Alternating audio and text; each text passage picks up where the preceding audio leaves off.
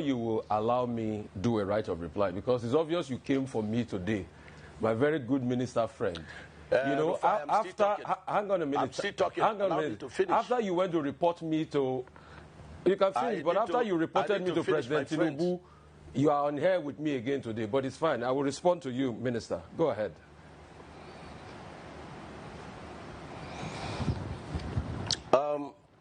You were putting a.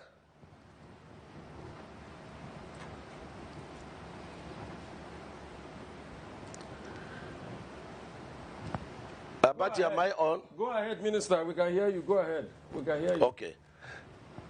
Yes. Now, the third one, Rufai became an attorney, darkening counsel without knowledge. She said, oh, there is a case in court. Yes. There were and there are still cases in court. The first case was 39, people that their properties were demolished and properly, evaluated, and they were paid. Even shanties, the president directed us to pay, because he wants to alleviate their problems. Naturally and normally and by law, we don't pay for shanties when they are destroyed. You pay for properly, registered, properties, and when you destroy it, you pay. Now, the 39 of them, which Win Home was one of it, the court dismissed the case. Then she now single-handedly on her own went to Federal High Court and instituted another case. That case is on. Probably that's what Rufai, SAN is quoting. And then there's also another case she instituted, diaspora investors. This diaspora investor, there was no registered, evidence, and so they cannot sue or be sued. Now, the question is, in the court did not put any injunction against the work. And in any case, we had passed the road even before they went to court. If somebody sues you, Rufai, and says that, you passed, against the traffic, which you did sometime, you broke the law. And it does not mean that, you are restricted unless the court evidently says so. So these are the issues. Now, the diaspora, the investors, who are resident in Nigeria, with me and you, they have come to me, they have sent me a letter, they want to come to the office to see me. And I'm willing to see them. I wanted to take on the woman because when she's using the issue of diaspora investors, it makes other people, genuine investors that want to invest, to be afraid.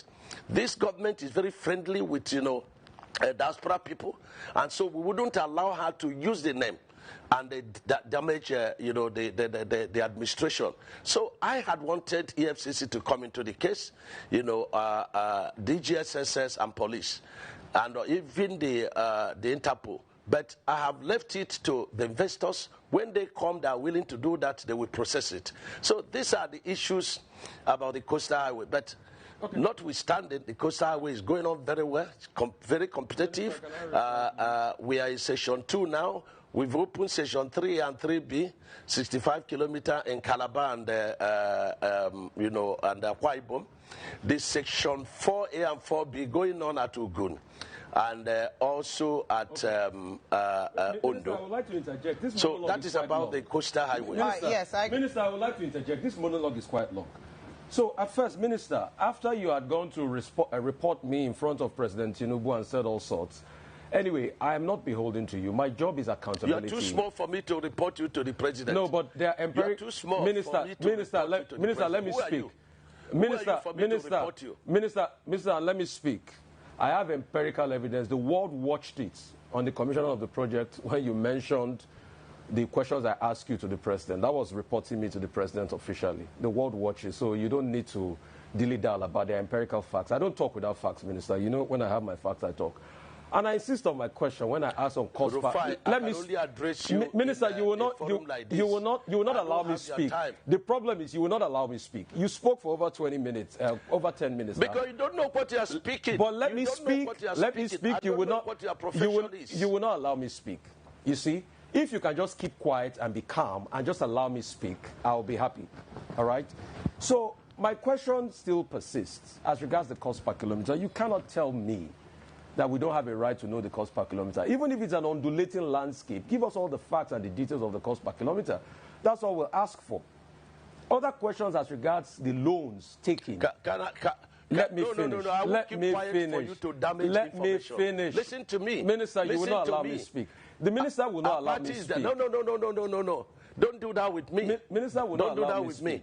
I was in your studio. Minister will not allow when me the first section was on, and I ran the figures. And what you're asking us is 750 kilometers of coastal highway. We should tell you cost per kilometer. So you multiply by 750. That's nonsensical. No, so tell me the cost per kilometer. There's nothing too hard for you to tell me that figure. You've not still told me that figure, so I was right on that point. The second point... Because you don't understand anything. The second point I'm trying to make is You don't understand anything. I'm a professor in this field. Okay. You don't understand anything. What university gave you professorship in this field? You cannot ask me to tell you a cost. What university gave you professorship in engineering? I didn't know you were Professor Umahi, Minister. I didn't know. So... Please, I'm professor in practice. In practice. I'm professor in practice. Okay. I understand engineering very well. So secondly, and you have no knowledge of what you're asking. If you will let me... You have no knowledge. If you will let me ask questions. You keep quiet. Okay. And then stop, okay.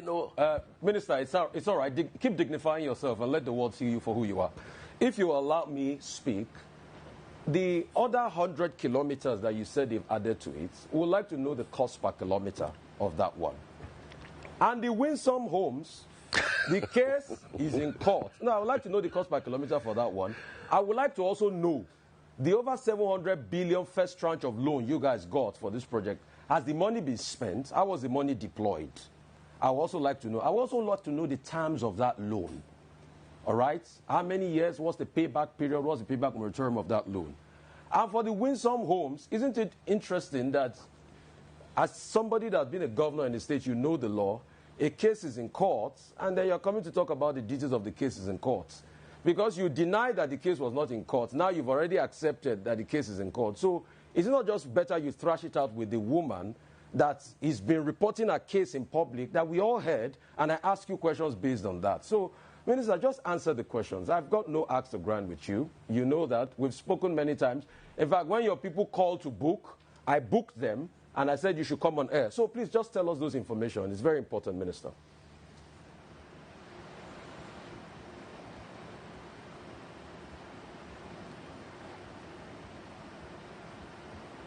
I'm not hearing, even though this guy is not... Yes, in certain cases in court, you say, you do no case submission. Rufai does not know what he's talking.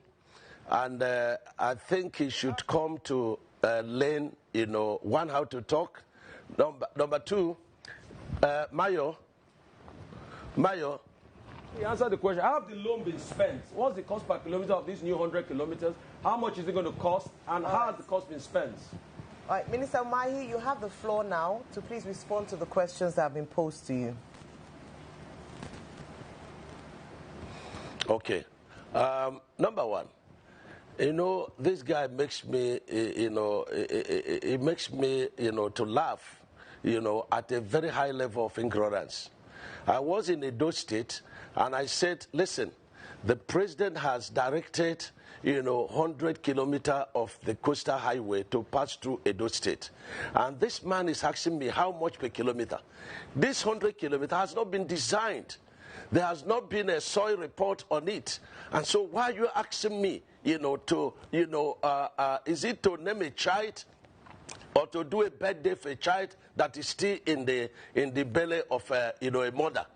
That's what he said. So, and he's doing it, what is the cost per kilometer? What is the cost per kilometer? Listen, in this kind of project, you are not dealing with a cost per kilometer. You can't say this is an average cost per kilometer. So I'm teaching you English now. You can talk about an average cost per kilometer because every 1 kilometer is different in cost from the other kilometer. So you can talk about cost, average cost per kilometer. Now, Rufai, that project has not been designed. The soil report is not out. That process is ongoing. And when that is done, the ministry will do their own, evaluation. We now go to BPP and ask for selective tendering of the project. And when